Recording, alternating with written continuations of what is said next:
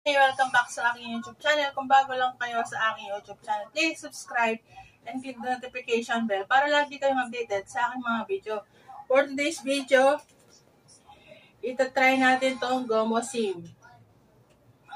So without further ado, let's get started. Intro pasok!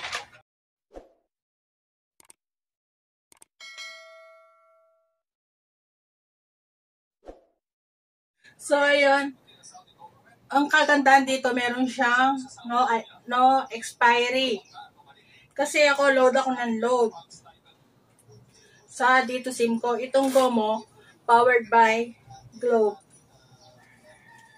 Under siya sa Globe.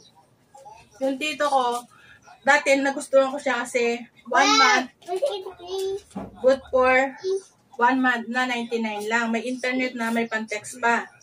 Tapos na laman ko to dun sa kasamahan ko na ang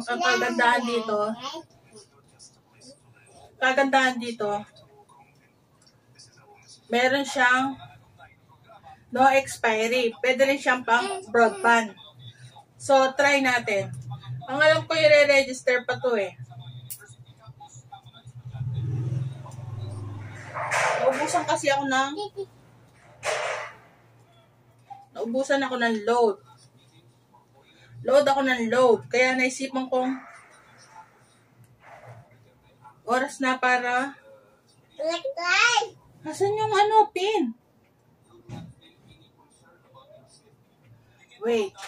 Ayan, insert ko na.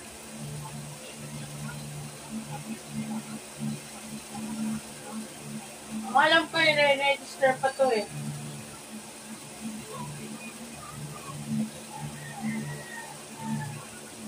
So, kailangan pa yung Gomo app.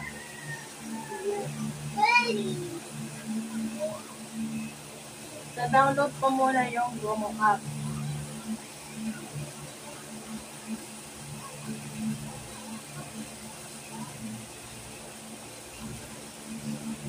Napili ko siya ng 99 pesos.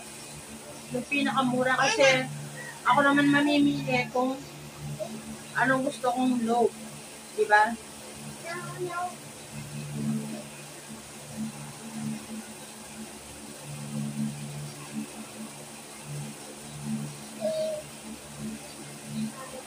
Successfully, ko na siya na register ko na yung SIM ko. Tapos,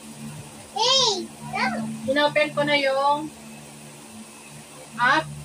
So, ito may free 7 GB ako. So, ayun, ito tayo ko doon sa modem ko kung open line, kung pwede siya. So, ayun, thank you for watching. See you on my next vlog. Bye!